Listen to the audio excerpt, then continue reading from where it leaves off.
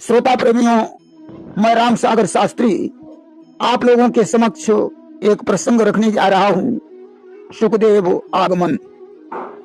देखिए, परीक्षित जी ने ऋषियों से अपनी मुक्ति का उपाय पूछा तो किसी ने कहा दान करो, किसी ने कहा तीर्थाटन करो, किसी ने कहा यज्ञ करो, किसी ने कहा पूजन करो, किसी ने कहा मंत्र का जाप करो।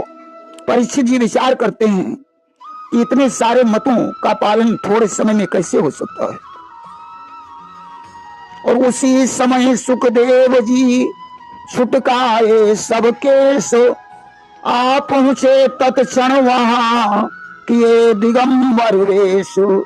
उसी समय परमहंस सुखदेव जी का आगमन होता है, जिनकी अवस्था 15 वर्ष की है। सभी छोटे बड़े ऋषियों ने उठकर उनका सम्मान किया। व्यास जी ने भी उठकर सम्मान किया। राजा परीक्षित को शंका बन गई कि पुत्र तो अपने पिता का सम्मान करता है, परंतु यहाँ पर सुखदेव जी के पिता व्यास जी और उनके बाबा पराशर स्वयं उठकर सुखदेव का सम्मान कर रहे हैं। परीक्षित ने जब ये बात ऋषियों से पूछी तो पराशर ने बताया कि सांसारिक नाते से सुखदेव जी हमसे छोटे हैं, परंतु ज्ञान मार्ग में सबसे बड़े हैं। सुखदेव जी परमहंस हैं, ज्ञानी हैं। आज राजा परीक्षित ने सुखदेव जी के चरणों में अपना मस्तक रख दिया, विधिवत पूजा की और 2 प्रश्न पूछे। देखिए, प्रश्न पूछने के 4 कारण होते हैं। विवादार्थ, वक्ता की परीक्षा हेतु, अपनी बुद्धि की चतुरता हेतु और संदेह निवृत्ति हेतु। तथा भक्त भी 4 प्रकार के होते हैं, अर्थार्थी, आर्त, जिज्ञासु और ज्ञानी। यहाँ परीक्षित जी जिज्ञासु हैं और संदेह निवृत्ति हेतु प्रश्न पूछ रहे हैं। परीक्षित जी का पहला प्रश्न था कि जीव को सदा सर्वदा क्या करना चाहिए। दूसरा प्रश्न ये था कि जो थोड़े समय में मरने वाला हो उसे क्या करना चाहिए। सुखदेव जी बोले कि बरी याने सुते प्रश्न कृतो लोकहितम नृपो बरी यानेषु यानी श्रेष्ठेषु। हे राजन, लोकहित के लिए किए हुए तुम्हारे प्रश्न श्रेष्ठ हैं। कलयुग में मुक्ति प्राप्त करना श्रद्धा के ऊपर निर्भर होता है। जो भगवान का सेवक है या भक्ति उसकी चाकर है, कि कलयुग में शांति मुक्ति पाना श्रद्धा के ऊपर निर्भर है। जो उनके सबका किंकर है यह भक्ति उसी की चाकर है। राजन, कुछ ऐसा अचल अमित है असर नाम की शक्ति में। है 7 रोज का समय, बहुत क्षण भी न लगेगा मुक्ति में। राजन, भगवान के नाम में बहुत बड़ी शक्ति है। 7 दिन का समय तो बहुत है, एक क्षण में ही मुक्ति प्राप्त हो सकती है। राजा खटवांग ने 2 घड़ियों में ही सब कुछ त्याग कर योगाभ्यास करके मुक्ति प्राप्त कर ली। राजन, तुम अपने हृदय में भगवान श्री कृष्ण का ध्यान धरकर श्रीमद् भागवत की कथा सुनो। ज्यों ही ऐसा कहा, राजा के मन से तक्षक के डसने का भय समाप्त हो गया।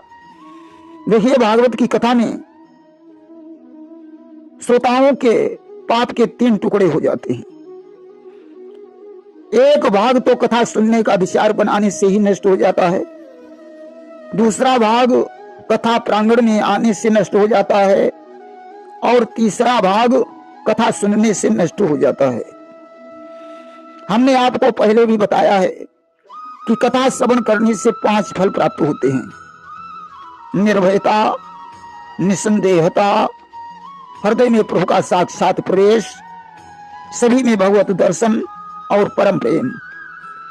आज परीक्षित निर्भय होकर बोले कि ब्राह्मण, धारणा किस साधन से की जाती है, किस वस्तु में की जाती है और किस प्रकार की जाती है, उसका क्या स्वरूप है जो शीघ्र ही मनुष्य के मैल को मिटा देती है। सुखदेव जी ने कहा, राजन, जितासनो जित श्वासो जित संगो जितेन्द्रिया स्थूले भगवतो रूपे मना संधारये धिया आसन, श्वास, आसक्ति और इंद्रियों को जीतकर फिर बुद्धि के द्वारा मन को भगवान के विराट रूप में लगाना चाहिए। जितासनो जित श्वासो जित संगो जित इंद्रिय। सबसे पहले आसन को जीतना चाहिए। पद्मासन आदि किसी आसन को लगाकर एक आसन पर बैठे रहना ही आसन को जीतना है।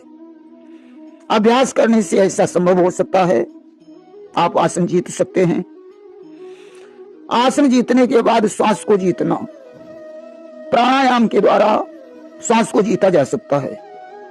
देखिए, प्राणायाम के 3 भेद हैं, पूरक, कुंभक और रेचक। पूरक में नासिका के दाएं छिद्र से विष्णु का ध्यान करके सांस को खींचना पड़ता है। कुंभक में मध्यमा और अनामिका उंगली से नासिका का बायां छिद्र बंद कर लेते हैं, ब्रह्मा का ध्यान करते हैं, सांस न खींचते हैं और न छोड़ते हैं। रेचक में नासिका के बाएं छिद्र से अंगूठा हटा देते हैं, शिव का ध्यान करते हुए सांस को धीरे धीरे छोड़ते हैं। अस्तु प्राणायाम के द्वारा अभ्यास से सांस को जीता जा सकता है। इसके बाद आसक्ति को जीतना, यह भी कठिन बात नहीं है। इसके बाद आता है इंद्रियों को जीतना, यह बड़ी कठिन बात है। लिखा है, इंद्रियाणाम बलार्थे है विद्वांसोपि कर्षति। इंद्रियां बड़ी बलवान हैं, जो बड़े बड़े विद्वानों को भी आकर्षित कर लेती हैं। इंद्रियों की संख्या 10 बताई गई है। हाथ, पांव, लिंग, गुदा, वाक, कान, त्वचा, आंख, जिह्वा, नाक आदि 10 इंद्रियां हैं। गोस्वामी तुलसीदास जी ने लिखा कि इंद्रिय द्वार जरोखा नाना और ताहता सुर बैठे करी थाना। आवत देखहीं विषय बयारी और ते हठ दें कपाट उघारी। इंद्रियों के द्वार पर देवता बैठे हैं। जब विषय की हवा चलती है तो इंद्रियां अपने दरवाजे खोल देती हैं। देखिए, विषय 5 हैं, शब्द, स्पर्श, रूप, रस और गंध। शब्द नामक विषय की उत्पत्ति आकाश तत्व से हुई है। जब आकाश में गर्जना होती है तो शब्द सुनाई पड़ता है। इस विषय का पान कान करते हैं। जब कोई अच्छा म्यूजिक बजता है तो उसे सुनने के लिए कान बेचैन हो जाते हैं। यह विषय हिरण में अधिक पाया जाता है कि बंसी की आवाज सुन मोहित होत कुरंग, वशीभूत हुई प्रेम के होम देत निज अंग। जब एक बहेलिया वन में जाकर बंसी बजाता है, उसकी आवाज सुनकर हिरण मोहित हो जाता है। बहेलिया उसका शिकार करके घर ले आता है। स्पर्श नामक विषय की उत्पत्ति वायु तत्व से हुई है। जब हवा चलती है तो हमारी त्वचा से स्पर्श होती है, पता चलता है कि हवा चल रही है। स्पर्श नामक विषय का पान त्वचा करती है। यह विषय हाथी में अधिक पाया जाता है। हाथी पकड़ने वाले लोग हाथी पकड़ने के लिए जाते हैं, एक गड्ढा खोद देते हैं, उसके ऊपर कागज का एक हाथी बनाकर खड़ा कर देते हैं। हाथी इसे दूसरा हाथी समझकर छूने के लिए जाता है, गड्ढे में गिर जाता है और लोग उसे पकड़ लेते हैं। रूप नामक विषय की उत्पत्ति अग्नि तत्व से हुई है। इस विषय का पान आंखें करती हैं। यह विषय पतंगे में सबसे अधिक पाया जाता है। जब दीपक जलता है तो उसकी लौ पतंगे को प्रिय लगती है और वह उस लौ में जाकर जल जाता है। रस नामक विषय की उत्पत्ति जल तत्व से हुई है। अभी किसी खाने पीने वाली अच्छी वस्तु का नाम लेते हैं तो मुंह में पानी आ जाता है। इस विषय का पान जिह्वा करती है। रस नामक विषय मछली में अधिक पाया जाता है। केंचुए को कटिए में चुभाकर लोग डाल देते हैं। मछली उस केंचुए का रसा स्वादन करने के लिए आती है और कटिए में फंस जाती है। गंध नामक विषय की उत्पत्ति पृथ्वी तत्व से हुई है। तर्क संग्रह में लिखा है, तत्र गंधवती पृथ्वी सा दुविधा नित्या नित्याश्च। जब फूल खिलते हैं तो उनकी महक पृथ्वी पर फैल जाती है। इस विषय का पान नासिका करती है। यह विषय भंवरे में अधिक पाया जाता है। एक बार एक भंवरा पराग लेने के लिए एक कमल के पुष्प पर जाकर बैठ गया। सूर्यास्त के बाद कमल की पंखड़ियां बंद हो जाती हैं।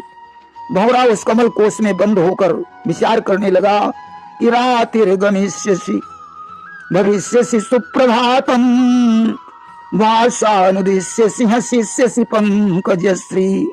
रात बीत जाएगी, सुंदर सवेरा होगा, भगवान सूर्य का उदय होगा, कमल की पंखड़ियां खिल जाएंगी, मैं पराग को लेकर अपने धाम वापस चला जाऊंगा। अवित्थम व्यचिंतयत कोश गते दुरेफे हंत हंत नलिनीम गज मुज्जहार। भंवरा ऐसा विचार ही कर रहा था, तब तक एक हाथी आ गया। हाथी ने कमलनी को ही उखाड़ कर चबा डाला। आज तो इंद्रियों को जीतना बड़ी मुश्किल बात है। आज सुखदेव जी ने कहा, राजन, इंद्रियों को जीतकर फिर बुद्धि के द्वारा मन को भगवान के विराट रूप में लगाना चाहिए। देखिए, मन एव मनुष्याणाम बंधन मोक्षस्य कारणम। मन बड़ा विचित्र है, यही मनुष्यों के बंधन और मोक्ष का कारण है। इसकी गति बड़ी प्रबल है कि जेती लहर समुद्र की तेती मन की दौड़। मन का प्रतिरोध करना बड़ी कठिन बात है।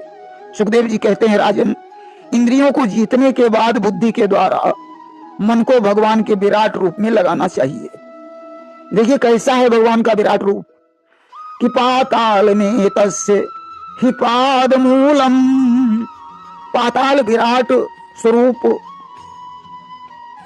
के तलवे हैं, उनकी एड़ियां और पंजे रसातल हैं, दोनों गुल्फे महातल हैं, उनके पैर के पिंडे तलातल हैं, दोनों घुटने सुतल हैं, जांघें बितल और अतल हैं, पेड़ू भूतल है, उनकी नाभि आकाश है। गोस्वामी तुलसीदास जी ने लिखा कि पग पाताल और शीश अज धामा अपर लोक अंग अंग विश्रामा। सुखदेव जी ने कहा, राजन, पहले अपना मन भगवान के विराट रूप में लगाओ और फिर मन को उस कमल में लगाओ जो प्रलय काल के समय विराट पुरुष की नाभि से निकलता है। तब तुम्हें भगवान का सूक्ष्म रूप दिखाई देगा। इस शंख चक्रम सकरीट कुंडलम सपीत वस्त्रम सरसीरुहे क्षणम सहार वत्सास्थल कौस्तुभ श्रियम नमामि विष्णुं शिरसा चतुर्भुजम। हाथों में शंख चक्र, कानों में मछली के आकार की कुंडल, पीत वस्त्र, गले में कौस्तुभ मणि, ऐसे चतुर्भुज भगवान के सूक्ष्म स्वरूप का दिव्य दर्शन होगा। प्रेम से बोलिए वृंदावन बिहारी लाल की जय।